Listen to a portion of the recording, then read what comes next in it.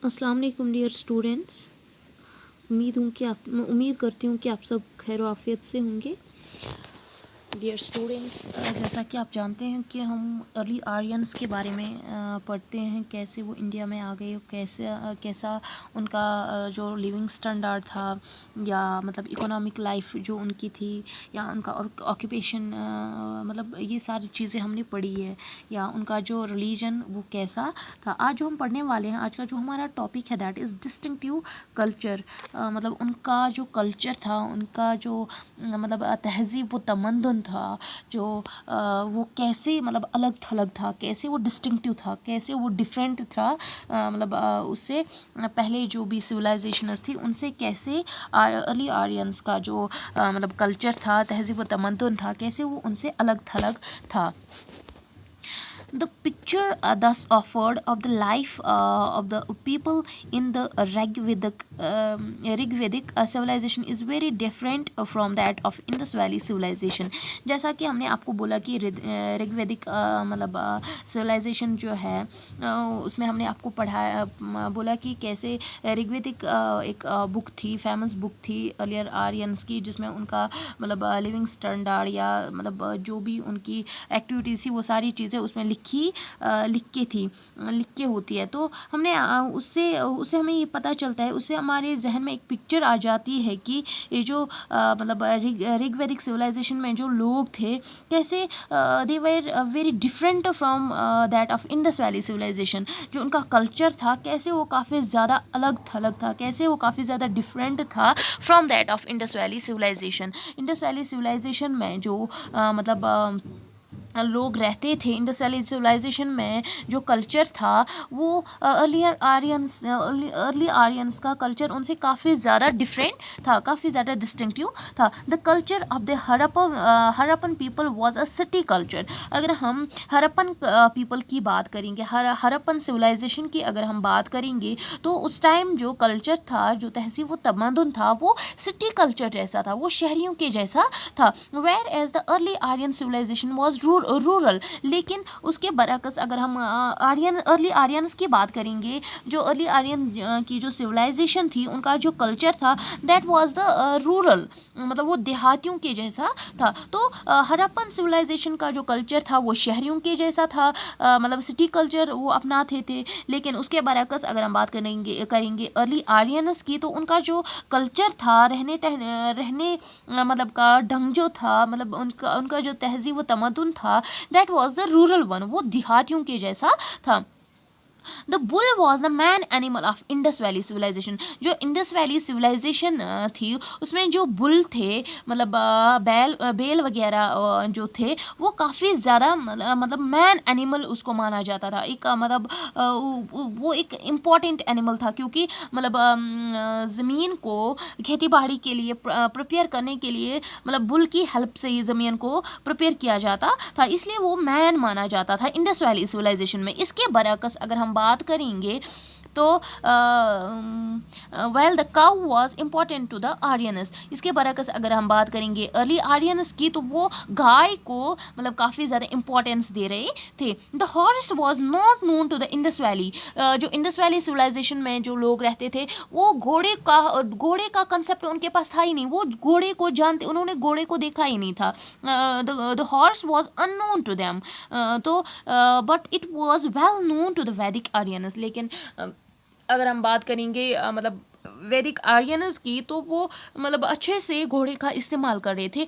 तो ऐसी चीज़ों से, ऐसी छोटी छोटी चीज़ों से हमें ये पता चलता है कि कैसे जो अर्ली आर्यनस का जो कल्चर था, मतलब तहज़ीब व तमद्दुन था, कैसे वो how that was different from that of the मतलब अर्ली सिविलाइजेशंस। कैसे उनका जो कल्चर था वो काफ़ी ज़्यादा डिफरेंट था, काफ़ी ज़्यादा डिस्टिंक्टिव था, वो काफ़ी ज़्यादा अलग थलग था वो अर्ली सिविलाइजेशन से। लाइक इसके बाद जो है लाइक पहले तो हमने ये देखा कि जो मतलब हड़प्पन सिविलाइजेशन का जो कल्चर था that was the like city culture, मतलब उनका शहरियों जैसा मतलब तहजीब तमद्दुन था। लेकिन अर्ली आर्यंस का जो कल्चर था that was the rural one, मतलब देहातियों के जैसा था।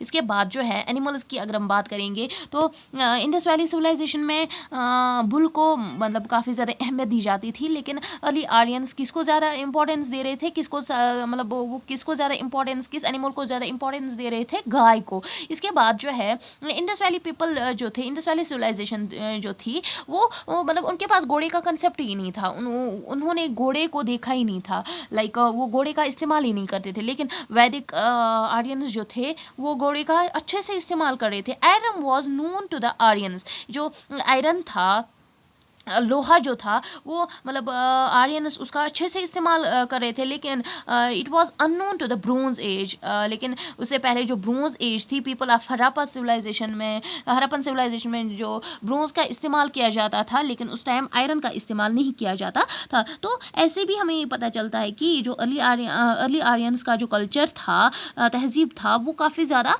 अलग थलग था, वो काफ़ी ज़्यादा डिस्टिंक्टिव था।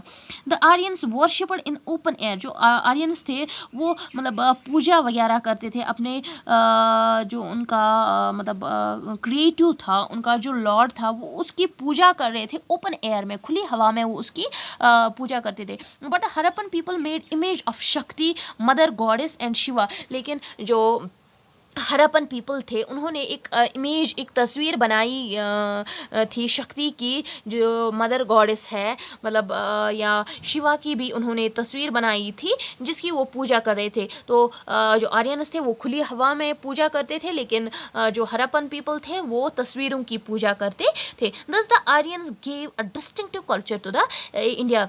इससे क्या हुआ, इन छोटी छोटी चीज़ों से मतलब इंडिया में जो आर्यंस थे उनकी एक उन्होंने इंडिया में एक मतलब अलग सा कल्चर इंडिया को दिया, उन्होंने मतलब क्रिएट किया, उन्होंने मतलब एक नया सा कल्चर उन्होंने क्रिएट किया जो इंडिया को उन्होंने दिया। इसके बाद जो है calculative culture, the calculative culture implies that culture, आप वेट कीजिए।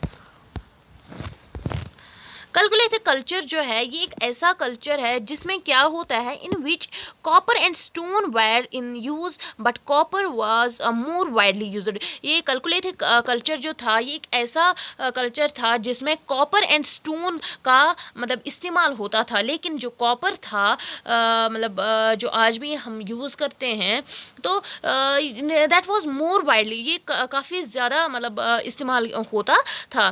To make better and stronger tools, मतलब हथियार या बाकी चीज़ें लाइक जो उनको हंटिंग करने के लिए या और भी बाकी चीज़ें बाकी काम करने के लिए जो उनको वेपन्स चाहिए होते थे, जो उनको टूल्स चाहिए होते थे, उनको मतलब बेटर बनाने के लिए या स्ट्रॉन्गर बनाने के लिए, उनको मजबूत बनाने के लिए या उनको अच्छा बनाने के लिए to man needed stronger material that could be molded। तो इंसान मतलब एक इंसान को, एक पर्सन को चाहिए था एक स्ट्रॉन्गर या एक अच्छा सा हथियार बनाने के लिए हमें एक अच्छे से मटेरियल की ज़रूरत पड़ती है। इसीलिए जो अर्ली आर्यन कैलकुलेटिव जो कल्चर था उसमें क्या होता था, मतलब लोगों को बेटर टूल्स बनाने के लिए या मतलब स्ट्रॉन्गर मजबूत टूल्स वेपन्स बनाने के लिए, हथियार बनाने के लिए उनको अच्छे से स्ट्रॉन्ग मटेरियल की, एक मजबूत मटेरियल की उनको ज़रूरत पड़ती थी जिसको वो पिघला सकते थे, ताकि वो उसको ईजिली कोई भी शेप दे सकते थे। Towards the end of the new stone age, मतलब जो न्यूलिथिक एज जो थी जिसको न्यू स्टोन एज भी बोला जाता है, उसके इख्तिताम में क्या हुआ, man founded that they could use copper in a pure metallic state. उसने क्या देखा, उसने क्या पाया कि एक मैटर उन्होंने पाया जिस in a pure metallic state to make, उन्होंने पाया कि जो कॉपर था ये एक ऐसा टूल उन्होंने पाया जिससे वो मोल्ड करके कोई भी हथियार, एक स्ट्रॉन्ग हथियार या कोई मतलब अच्छा सा तेज़ हथियार वो बना सकते थे. Later they learn to melt and pour liquid into moulds. तो उसके बाद उन्होंने क्या किया, they learn to melt the pour liquid into the moulds,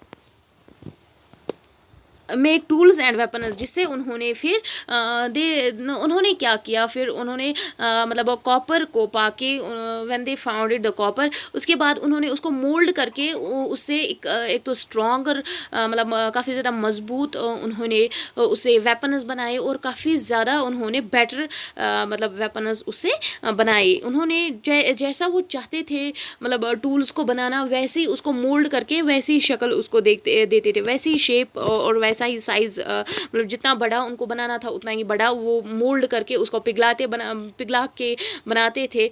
या अगर कोई भी उनके जहन में कोई भी टूल का मतलब वेपन की कोई इमेज आती थी, वो फट से मतलब कॉपर को मेल्ट करके वो सारी चीज़ें बनाते थे. उसके बाद क्या हुआ, further they discover that copper and tin melted together made a metal called bronze. उसके बाद उन्होंने क्या किया, मतलब उन्होंने एक नई सी दरियाफ्त की. उन्होंने एक मतलब कॉपर और टिन को मेल्ट करके, कॉपर और टिन को मतलब एक साथ में उन्होंने पिघला के एक नया सा एक मेटल बनाया जिसको ब्रोंज बोलते हैं. Bronze was found better as it was harder. जो ब्रोंज था वो काफ़ी ज़्यादा उसमें बेटरमेंट थी, वो काफ़ी ज़्यादा मतलब अच्छा था मतलब जो इससे पहले जो टूल्स थे उनसे जो है ब्रोंज काफ़ी ज़्यादा अच्छा था. क्यों इट वॉज द हार्डर, ये एक तो मजबूत था, दूसरा give A shape sharper cutting edge than copper alone. तो एक तो ये ब्रोंज काफ़ी ज़्यादा मजबूत होता था, दूसरा ये शार्पर था, ये काफ़ी ज़्यादा तेज़ एज कटिंग एज जो था मतलब एंडिंग पॉइंट जो होता था वो काफ़ी ज़्यादा तेज़ होता था देन कॉपर के बरअक्स जो ब्रोंज था वो एक तो स्ट्रॉन्गर था, दूसरा मतलब वो जो काफ़ी ज़्यादा शार्पर था, काफ़ी ज़्यादा तेज़ था. It became a man metal for about 2000 years. तो उसके बाद जो ब्रोंज था वो एक मतलब मैन मेटल बन गया फॉर अबाउट 2000 ईयर्स. तो यहाँ पे इमेज दी गई है टूल्स की, कैसे कैलकोलिथिक एज में जो टूल्स होते थे वो यहाँ पे इस इमेज में दिए गए हैं. इसके बाद आप देखिए इधर यहाँ पे ये